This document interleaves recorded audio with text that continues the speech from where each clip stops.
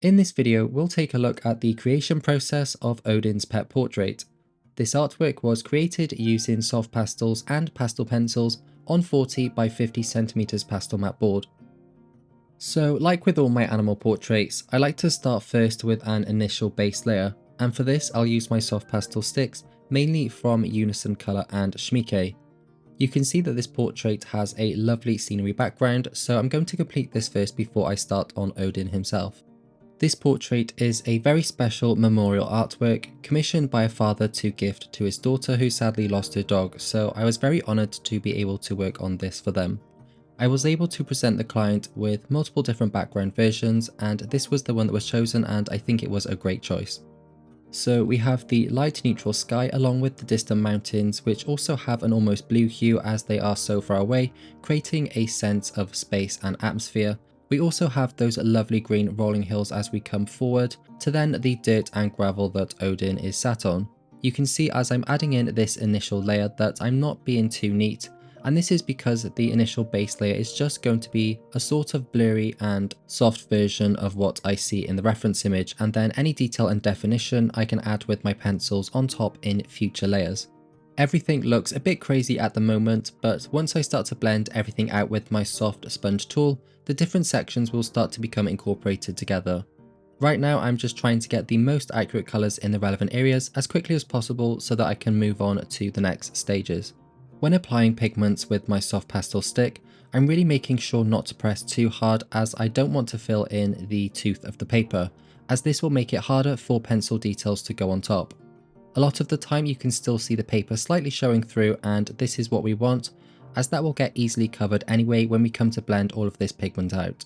So as I mentioned, I blend out this pastel pigment using a soft sponge tool, and these are mainly used for pan pastels, but they work just as well with normal soft pastel sticks. I'll make sure to also wear a respiratory mask to protect my lungs from the dust that this process creates. I also have an air purifier in my studio which helps to clean the air in the background as well. So I'll mainly just go from top to bottom and stick to similar areas at one time. So as you can see, I've blended the sky and I've completed all of the sky first before I moved on to the blue of the mountains, and then I'll finish those off before I move on to the green of the hills. This is because pastel pigments embed themselves into the sponge head and will transfer over to any new sections. So to avoid muddying my colours, I simply just complete one colour group at a time, because if I was to go from the blue mountains straight to the green of the hills, and then maybe go back and forth those two sections, I will start to muddy my colours as both of the pigments will be transferring into each of the sections. So to avoid this, I just blend out one colour group at a time. Using the soft sponge tool is also great because it allows me to push and move the pigments around to where they need to be. So as you saw, the initial base layer straight from my pastel sticks was quite messy and all over the place, and now I'm able to push the pigments around and organise them into more accurate sections and areas. Still though, I want this initial base layer to be a soft blurry version of what I see in the reference image, and then I'll be adding my pencil details on top. Some of this background will stay blurry as we have those out of focus areas in the distance, so it's also important to keep that in mind. So I'll use the fact that the sponge head can transfer the pigments to my advantage, and here you can see I'm using a scrap piece of Pastelmat board to mix and pick up some of those pigments and then apply that to my artwork. This is a really handy way of adjusting and altering the colours and tones when needed. It's also great to figure out colour combinations before applying them to the artwork. We're not going to have every single colour and tone that we need, as we're limited to what soft pastel sticks are available to us in our collection, but pastels blend very well together, so we can mix and combine certain colours together to achieve those exact tones that we're looking for. So that's it for the initial base layer, and I'll now start adding in the detail and definition. So I'm essentially just transforming what looks like this flat surface into something with definition and texture on top. I'm first just adding in specks of dark brown using my soft pastel stick in little patches like so, and then I will blend this out and incorporate it in with the base layer. So that's some of the shadow added and enhanced, and then I can do the exact same with a light warm grey for some of those lighter areas and highlights. Adding in both darker and lighter values like this is what's going to help to build up that 3D shape and effect. We're starting from simple beginnings and then adding in multiple layers on top in increasing levels of complexity and detail. So once we've gone in with those lighter values from the soft pastel stick, I can then switch to using the pastel pencils for even sharper details. Again, using both those darker and lighter colours to add a greater sense of contrast between the values to bring out that 3D texture. I'm not necessarily thinking about drawing actual dirt or gravel, but just breaking the whole area into lots of little abstract shapes. As long as I'm putting the right colours and values in the right areas, the accurate detail and definition will start to take shape. One of my favourite aspects of this background is the long grass that we see coming into the foreground surrounding Odin. There is a lot of depth to be achieved here, so I'll be creating many layers of grass blades. We have smaller and sharper blades of grass coming into the foreground that you can see next to the dirt, and then we will have longer and more blurry blades back into the distance. Drawing in both blurry and sharp grass blades like so is going to help to achieve a strong sense of depth within this background. It's quite easy to make things blurry with soft pastels, as you can just lightly blend them with your finger to soften any definition. Obviously, this is quite a bit harder with other media such as colour pencil or watercolour for example. I'll also be using slightly different variations of green pencils here, so some will be warmer or cooler in tone, and this just adds to some of the realistic variation within the grass. Some blades are darker or lighter, and then you can see some that are really highlighted to almost a light grey colour, and that's just where the light is catching in those particular areas. We then also have these standalone blades of wheat as well, which just also add some more realistic variation into the grass, and I think add a nice contrast against the blue of the mountains as well. It also just helps to make the background feel a little bit more busy and full of life. Down in the bottom right corner, we also have this small patch of foliage, which I think just adds a nice little accent and pop of colour to this area of dirt and gravel. I'll draw this in with much of the same process, also enhancing the shadows with the black for added contrast, simply by drawing in between the blades of grass like so. Okay, so now focusing on Odin himself, I'll begin to add in the darkest areas of his face by using that sponge transfer method that I previously mentioned. So I'm adding in black pigment to a scrap piece of Pastelmat board. I'm then transferring it over with my sponge to the dark sections of the face. And I'll then do the same for the brown areas. Using the sponge transfer method allows me to apply a very thin layer of pastel, which is perfect for areas that are going to have lots of layers of pencil details, such as animals with all of their fur texture. So once that initial base layer is complete for the face, I can then go in with my pastel pencils and start to bring out all of the detail and definition. I will use both darker and lighter pencils to refine the area, starting to enhance the shadows further and also to bring out the highlights that we see within the fur.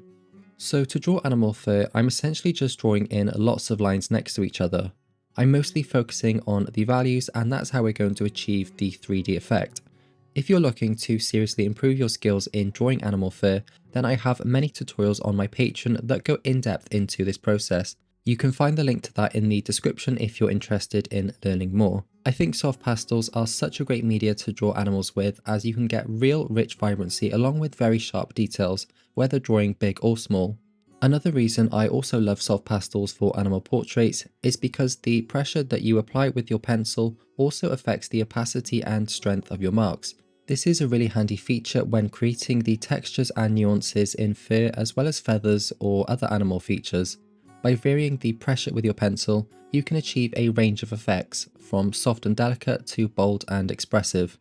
You can see I'm now starting to work on the highlighted fur texture on the snout leading down towards the nose, and for this I'm using a light cold grey pencil. I'm making sure to pay close attention to the direction that the fur is flowing, because you can see in this area that it changes quite a bit as it sort of fans out from the centre, so that's important to keep in mind. So just like with the background, we've gone from simple flat beginnings from the initial base layer, and now we're working in multiple pencil layers, building up the complexity, detail and definition. I'm also working from dark to light, so I'm using increasingly brighter pencils through the layers to gradually bring out those lighter values that we see within the fur highlights. So far I've left the eyes blank because I chose to only use pastel pencils here, simply for the precise control that they give me, as this is such a small and important area of the face. The eyes are usually the first thing that the viewer looks at, so I like to make sure that I spend my time here. Overall, Odin's eyes are quite dark, but we have those underlying brown colours coming through too. I quite enjoy drawing animal noses, and you can see that this one in particular is overall quite dark, with some highlights mostly towards the top left. Again, I break things down into their basic shapes, So here for the subtle texture on the nose, I'm simply just drawing in dots or little abstract shapes next to each other while paying close attention to the value of the highlighted area as well. I don't want to make things too light, I'm just looking to keep things subtly highlighted so that it looks natural and realistic. Sometimes when drawing in highlights, it can be tempting to go lighter than what the reference image is telling you, so always compare and contrast your values against other areas just to make sure that they're all in harmony together. The collar was another fun area to work on, and again simply just involved using sharp pencils to build up both the darker and lighter values, and I think this collar framed Odin's face quite nicely. The client supplied me with a separate photo for the clear Odin name on the side, which was also really helpful, and I added in some subtle texture just by drawing in little lines to give a sort of stitched appearance.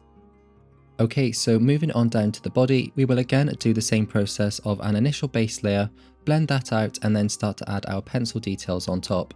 I find this to be quite a relaxing process, and once you get the hang of drawing animal fur, it's always a joy to work on. You can see I'm starting with the darker highlights first and then working in more layers on top, building up that brightness and detail. So I'm essentially just working from basic to complex and also from dark to light as I go through the layers. You can see I'm also holding my pencil a bit further back. For short pencils, it helps to use a pencil extender, but holding it further back like this just really helps to give me a good view of where I'm placing my lines, and it also helps me to be a bit more expressive and loose with my mark making. This in turn will allow the fur details to look even more realistic, as I like to add some randomness in for each of the strokes. So I will slightly bend or flick the hairs off in different directions, just so that they don't all look like a static and carbon copy of the previous, as that would look stiff and unrealistic.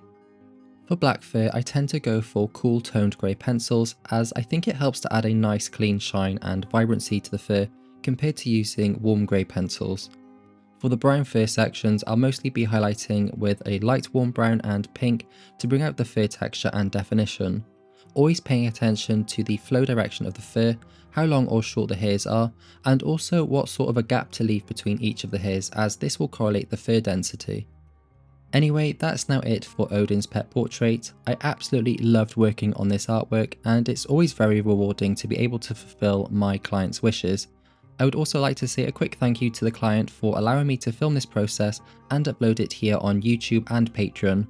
The full real-time process video for this particular artwork is now available on my Patreon to watch, and also there you will find many in-depth tutorials on how to draw animals and many other topics. If you would like to check out my Patreon and join nearly 2,000 other artists, you can find the link to that in the description. Please consider liking this video if it's helped you in any way, and feel free to subscribe to the channel so that you don't miss out on future uploads. Thanks so much for watching, and I hope to see you in the next one. Before you go, if you're a beginner at soft pastels, feel free to pick up my free beginner soft pastel guide.